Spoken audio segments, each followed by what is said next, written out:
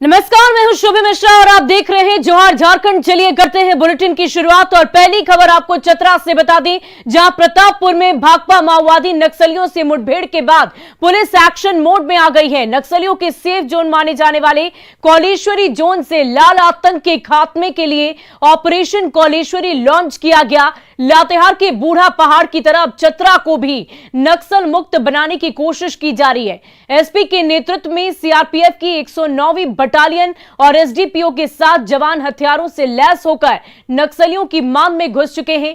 झारखंड बिहार सीमा पर स्थित कौलेश्वरी जोन भाकपा माओवादी नक्सलियों का गढ़ माना जाता है। वहीं इस ऑपरेशन के जरिए विकास से वंचित इलाकों में भी विकास की रोशनी पहुंचाई जा रही है। यहां कई इलाकों में सीआरपीएफ का अस्थायी कैंप बनाया गया है ताकि लोगों में भरोसा कायम किया जा सके।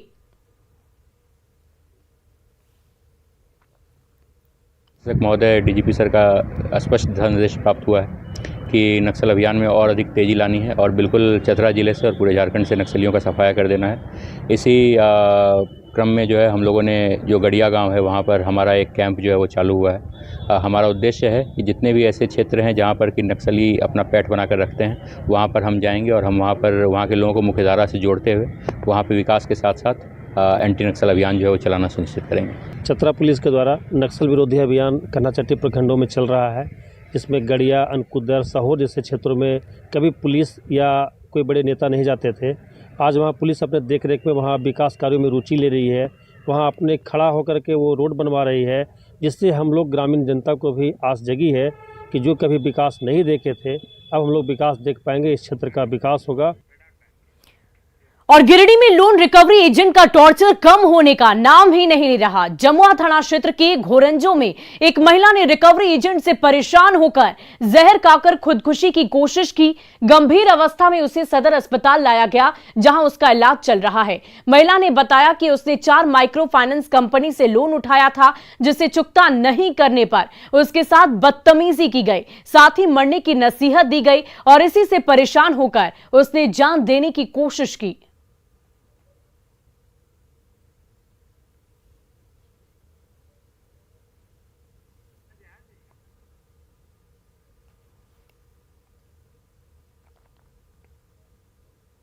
लोन उठाए हैं, कमा नहीं सकते हैं, इसलिए हम सोच लिए मर जाएंगे, लोन हासिल हो जाएगा।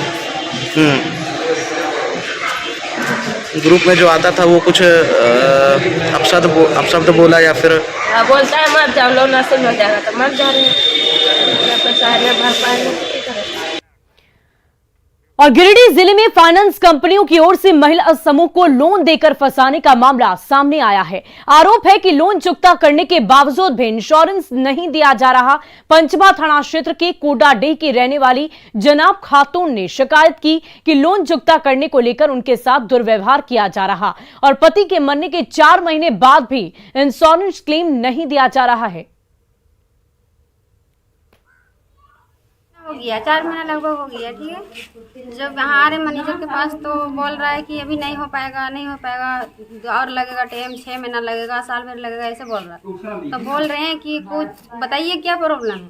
तो मैनेजर बार बार चेंज हो रहा है। 2 को 3 ठो जब आते तो बोल रहा है कि नहीं हम नहीं जानते, वो बोलता है वो लिया है हम नहीं जानते, ऐसे बोल रहा है।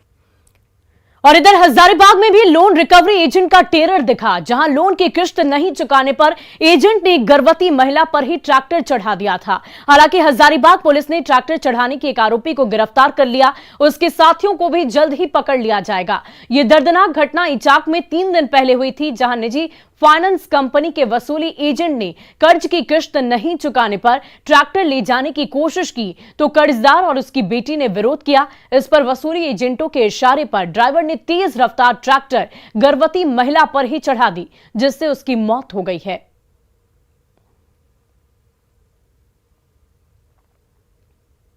जिसमें एक महिला की मृत्यु हुई थी। रिकवरी एजेंट्स द्वारा जब रिकवरी करने के लिए वहाँ पे गए थे, उस दौरान जो घटना हुई उसमें एक महिला के ऊपर गाड़ी चढ़ाने की वजह से मृत्यु हुई थी। उस मामले में आज सुबह ही इचाक पुलिस ने एक अभियुक्त को गिरफ्तार कर लिया है। उनसे अभी गहन पूछताछ जारी है कि उसमें और जो लोग संलिप्त थे उनका नाम क्या है, वो कहाँ के रहने वाले हैं, उनकी अन्य डिटेल्स हम लोग जानने की कोशिश कर रहे हैं। और 1932 के खतियान के आधार पर स्थानीय नीति तय करने के सरकार के फैसले पर कई गंभीर सवाल उठ रहे हैं। इस फैसले से 1200 साल से भी अधिक समय से रह रहे लोग बाहरी हो गए हैं। हम बात कर रहे हैं सरायकेला खरसावां के राज परिवार की, जिनके सदस्य अब नई नीति की वजह से झारखंड के मूल निवासी नहीं माने जाएंगे। पहले गुलाम भारत, फिर उड़ीसा और उसके बाद बिहार और अब झारखंड राज्य में निवास करने वाले सरायकेला राज परिवार के सदस्यों के पास दरअसल 1932 से जुड़ा कोई खतियान है ही नहीं, जबकि राज परिवार की 64वीं पुश्त आज यहां पर रह रही है। ऐसे में 1932 के खतियान आधारित स्थानीय नीति में संशोधन की मांग की जा रही है। क्योंकि ये खतियान आज अगर मांगा जाए तो बड़ा मुश्किल है, क्योंकि उस समय जो भी रिकॉर्ड आता था कि वो उड़िया हमारा जो उस समय ऑफिशियल लैंग्वेज था, तो उड़िया में खतियान काफ़ी पुराने कुछ जो हम लोग पर्सनल खतियान है वो तो मिल जाएंगे, मगर बाकी लोग जो जिनका उसे रिकॉर्ड ना हो तो उनके लिए तो बड़ा तकलीफ है या दुखदाय है, या अपने को ये साबित करना कि 32 में के पहले से भी रह रहे हैं मगर कोई खतियान है कि नहीं है, बड़ा डाइसी सिचुएशन है। कि मैं अगर अपना वंशावली देखूं तो हमारा परिवार झारखंड में आज 1000 साल से लिखित मेरे पास दस्तावेज है कि मैं 1000 साल से ज़्यादा झारखंड में रहने वाला हूं। हाँ, 1000 साल में मैं तो पूर्णतः झारखंडी हूँ। मेरा बेटा यहाँ पर 64वां पुश्त है। हम लोग पूर्णतः झारखंडी हैं, पर मैं लिखित तौर पे आपको सबूत देने में सक्षम नहीं हूँ। और चलिए अब बढ़ते हैं अगली खबर की ओर। साहिबगंज के बरहेट को सीएम हेमंत सोरेन आज एक बड़ी सौगात देने जा रहे हैं। यहां सीएम जनता दरबार लगाएंगे, साथ ही विकास मेले में शामिल होने के साथ ही कई योजनाओं का शिलान्यास और उद्घाटन भी करेंगे। इस दौरान सीएम अपने हाथों से 231 लाभुकों के बीच परिसंपत्ति का वितरण भी करेंगे। बरहेट के बाद सीएम हेमंत सोरेन गोड्डा की बुआरी जोर पहुंचेंगे, जहां डुमरिया फुटबॉल मैदान में आयोजित कार्यक्रम में शामिल होकर कई योजनाओं का शिलान्यास और उद्घाटन करेंगे। इसके बाद सीएम पतना प्रखंड के धमरपुर मैदान में आयोजित कार्यक्रम में शिरकत करेंगे।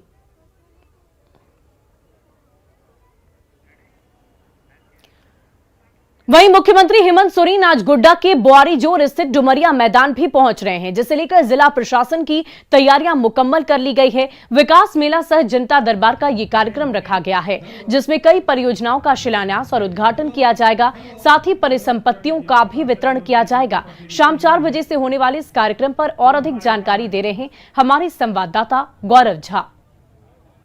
झारखंड के मुख्यमंत्री हेमंत सोरेन आज गोड्डा के दौरे पर हैं। पहले साहेबगंज में उनका कार्यक्रम है और उसके बाद आज शाम के करीबन 4 बजे के आसपास गोड्डा के डुमरिया में यानी बुआरीजोर प्रखंड और उनका ही क्षेत्र यानी कि विधानसभा क्षेत्र हेमंत सोरेन का पड़ता है, जहां पर कि उनका कार्यक्रम रखा गया है। मन सजकर तैयार हो चुका है। जिला प्रशासन की ओर से जो पुलिस जवानों की तैनाती है वो अलग अलग जगहों पर कर दी जा चुकी है। उसके साथ साथ जो पुलिस के वरीय अधिकारी हैं, चाहे पुलिस कप्तान हो, उनके साथ में उपायुक्त हो, वो लगातार तमाम जो प्रक्रिया है उसे पूरे करने का प्रयास कर रही है। सुरक्षा के दृष्टिकोण से अलग अलग जगहों पर यानी चप्पे चप्पे पर आपको प्रशासन की तैनाती जो है वो आपको दिखेगी। हालांकि गोड्डा मुख्य बाजार बात करें या गोड्डा मुख्यालय बात करें तो उससे करीबन 30 से 35 किलोमीटर की दूरी पर यह कार्यक्रम रखा गया है, क्योंकि ये क्षेत्र जो है वो मुख्यमंत्री का विधानसभा क्षेत्र पड़ता है। और इस कार्यक्रम के दौरान मुख्यमंत्री विकास मेला सह जनता दरबार इस कार्यक्रम का नाम दिया गया है, जिसके तहत की परियोजनाओं का शिलान्यास और उद्घाटन, उसके साथ साथ जो परिसंपत्तियों का वितरण है वो यहाँ पर किया जाएगा। ये आप देख सकते हैं कि ये जो शिलापट है उसे तैयार किया गया है, जो कि जिसका कि आज यहाँ पर मुख्यमंत्री जब आएंगे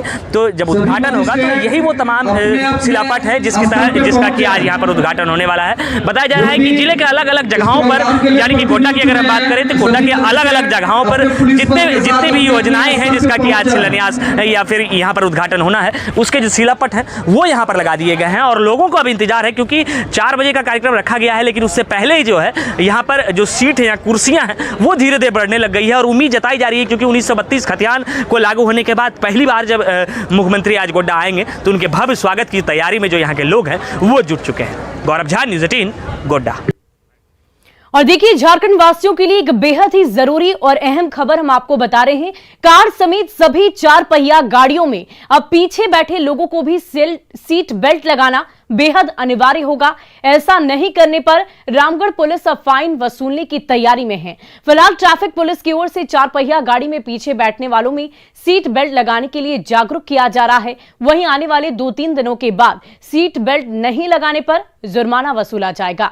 पुलिस का मानना है कि पीछे बैठने वाले भी अगर सीट बेल्ट लगाएं तो गाड़ी के एक्सीडेंट होने पर पीछे बैठने वालों की मौत की आशंका कम हो जाती है। और अधिक जानकारी दे रहे हैं रामगढ़ संवाददाता जावेद खान।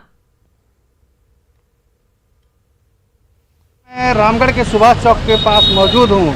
अब चरपहिया वाहनों में भी पीछे सीट बेल्ट लगाना अनिवार्य है। इसके लिए रामगढ़ ट्रैफिक पुलिस द्वारा जागरूकता अभियान चलाया जा रहा है। मेरे पीछे देख सकते हैं, यहाँ पर कई गाड़ियों को रोक करके उन्हें पीछे बैठे लोगों को सीट बेल्ट लगाने के लिए हिदायत दी जा रही है और बताया जा रहा है कि अगर आप सीट बेल्ट नहीं लगाए तो इसके लिए आपको फाइन किया जाएगा। सीधे बात कराते हैं यहाँ के ट्रैफिक इंस्पेक्टर से। बताइए सर, क्या क्या तैयारी है सीट बेल्ट लगाने के लिए? पहले देखिए, आगे का जो सीट बेल्ट लोग नहीं लगाते थे उसके लिए तो फाइन का प्रावधान पहले से ही है जो हम लोग कर रहे थे। लेकिन अब जैसा है कि पीछे भी सुरक्षा के व्यू से पीछे भी जो है वो भी सीट बेल्ट लगाएंगे। इसके लिए अभी हम लोग जागरूकता पैदा कर रहे हैं। अभी अभियान पूरे जिले में चल रहा है? पूरे जिले में चल रही है। अब आप लोग से भी रिक्वेस्ट है कि इसको जागरूकता के तौर पर थोड़ा सा फैलाइए, लोगों को जागरूक कीजिए। फिलहाल अभी जागरूक कर रहे हैं? फिलहाल हम अभी जागरूक कर रहे हैं। फाइन कब से करना शुरू करेंगे? फाइन जैसा आगे दो चार दिन अभियान चलता है, उसके बाद हम लोग फाइन का भी प्रक्रिया। तो आप सावधान हो जाएं, आगे के अलावा पीछे सीट पर भी अगर बैठे हैं तो सीट बेल्ट लगाना जरूरी है। अगर हम लोग सीट बेल्ट का इस्तेमाल करें आगे भी पीछे बैठने वाले लोग, तो उससे जो भी चोट जो हो सकती है उसको अवॉइड किया जा सकता है, या जो मृत्यु हो जाती है उसको अवॉइड किया जा सकता है। तो मेरा ये सभी से अपील है, जो भी लोग हैं अपनी सीट बेल्ट आगे पीछे उसको प्रॉपर लगाएं, और अगर वो नहीं उसको लगाते हैं तो फिर उसमें विधिवत कार्रवाई की जाएगी। आने वाले 1-2 दिनों में यहाँ पर पीछे जो सीट बेल्ट नहीं लगाएंगे उन्हें फाइन किया जाएगा। ऐसे में ट्रैफिक पुलिस जो है आपको अभी सचेत कर रही है, आपको समझा रही है। आने वाले 1-2 दिनों में आपको यहाँ फाइन भी कट सकता है। जावेद खान, न्यूज़ 18 रामगढ़। और चलिए अब बढ़ते हैं अगली खबर की ओर। आमतौर पर पुरुषों को ही प्रतिमा का निर्माण करते देखा जाता है, लेकिन रांची की मूर्तिकार माधवी पाल पिछले 10 साल से प्रतिमा के निर्माण में पुरुषों को चुनौती दे रही है। 2012 में पति की मौत के बाद माधवी राजधानी के कोकर में अपनी टीम के साथ प्रतिमा निर्माण में जुटी है। यही उनकी आय का जरिया है। महिला मूर्तिकार माधवी पाल से बातचीत की न्यूज़ 18 संवाददाता संजय कुमार सिन्हा ने। रांची में इस बार दुर्गा पूजा धूमधाम से मनाने की तैयारी है, लेकिन दुर्गा पूजा में सबसे जो महत्वपूर्ण चीज होती है वो माँ दुर्गा की प्रतिमा का चेहरा होता है।